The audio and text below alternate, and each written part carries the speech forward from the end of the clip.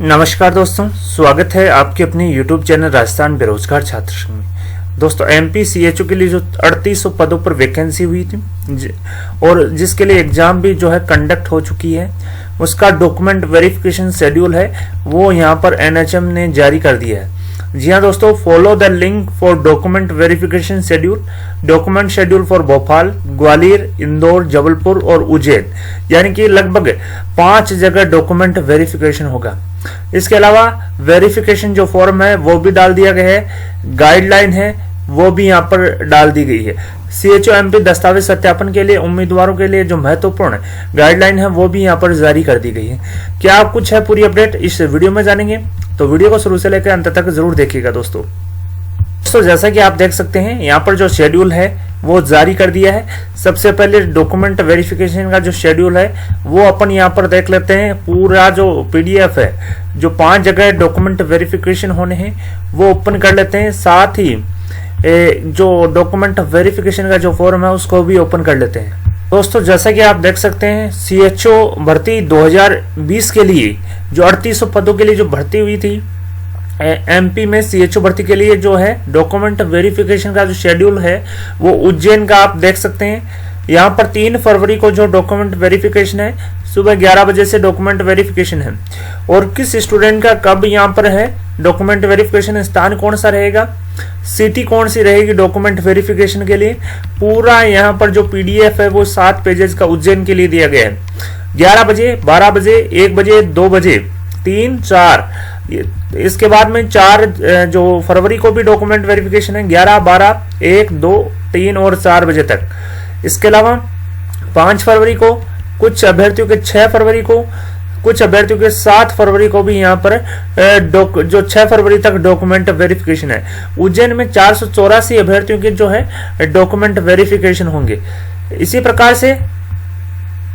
प्रकार से आप देख सकते हैं ग्वालियर के जो अभ्यर्थी हैं उनका भी डॉक्यूमेंट वेरिफिकेशन 3 फरवरी से चालू होगा और ये भी जो है लगभग 6 से 7 फरवरी तक यहाँ पर चलेगा। जैसा कि आप स्क्रीन पे देख सकते हैं, लगभग यहाँ पर भी 400 से 450 अभ्यर्थियों के डॉक्यूमेंट वेरिफिकेशन होंगे। 484 अभ्यर्थियों के यहाँ पर डॉक्यूमेंट वेरिफिकेशन होंगे ग्वालियर सेंटर पे भी, जिनकी जो वेरिफिकेशन डेट है, किस अभ्यर्थी का कितनी बजे यहाँ पर डॉक्यूमेंट वेरिफिकेशन है, वो यहाँ पर सारा सब कुछ दिया गया है। तो दोस्तों CHO भर्ती 2020 MP के लिए जो 3800 पदों पर जो भर्ती हुई थी उनका जो डॉक्यूमेंट वेरिफिकेशन शेड्यूल है वो जारी कर दिया है। साथ ही किस स्थान पर डॉक्यूमेंट वेरिफिकेशन होगा सब कुछ यहाँ पर दिया गया है। इसी प्रकार से यहाँ पर भोपाल के जो अभ्यर्थी हैं, भोपाल में भी कुछ अभ्यर्थियों के जो डॉक्यूमेंट वेरिफिकेशन है 3 फरवरी से होंगे। वो ही लगभग 7 पेजेस की ये लिस्ट है। वो ही लगभग 484 जो अभ्यर्थी हैं, यहाँ भी जो 491 अभ्यर्थी हैं उनका डॉक्यूमेंट वेरिफिकेशन होगा। इसी प्रकार से इंदौर में जो है अभ्यर्थियों के डॉक्यूमेंट वेरिफिकेशन होंगे 3 से लेकर 6 फरवरी तक। यहाँ पर जो डॉक्यूमेंट वेरिफिकेशन का जो शेड्यूल है वो यहाँ पर जारी किया गया।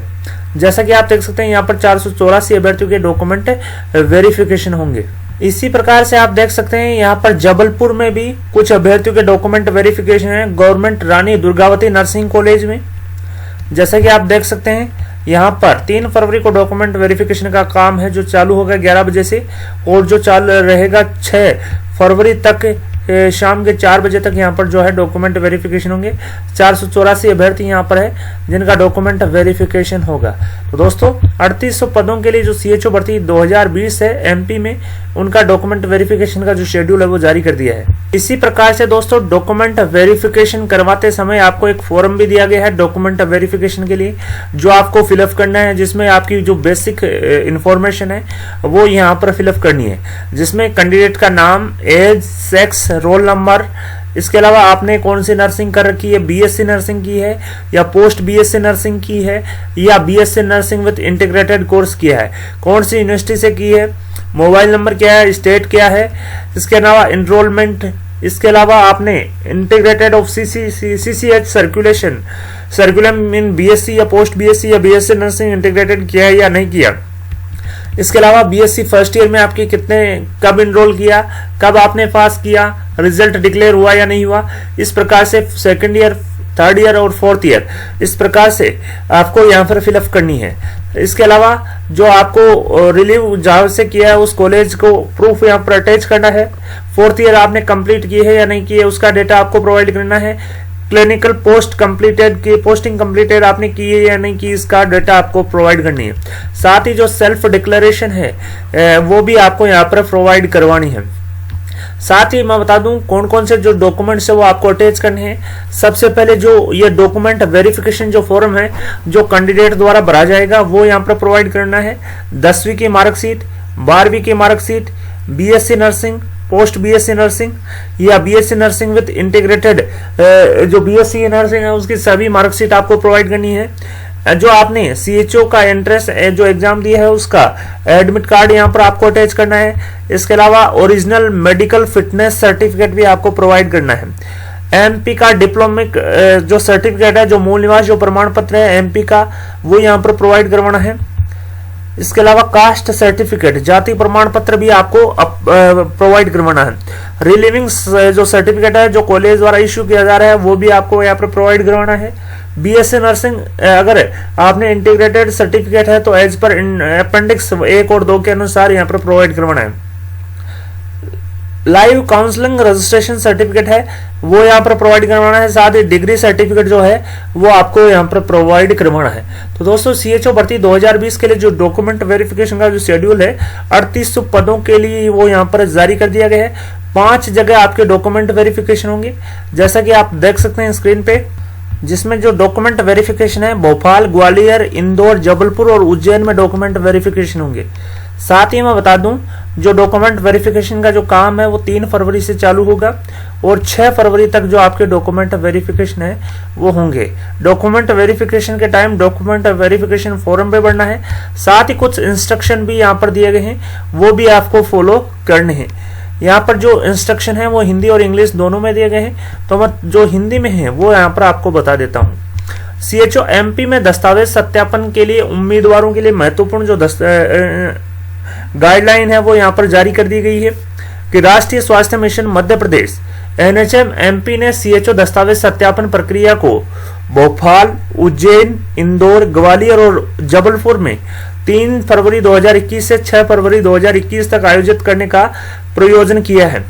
इस संबंध में एक दस्तावेज सत्यापन अनुसूची डॉक्यूमेंट वेरिफिकेशन जो शेड्यूल है वो www.smash.co.in पर अपलोड की गई है। उसमें जो आवंटित जो अभ्यर्थी जिसको जो केंद्र आवंटित किया गया है वो अपने दस्तावेजों के साथ अनिवार्य रूप से उपस्थित होगा।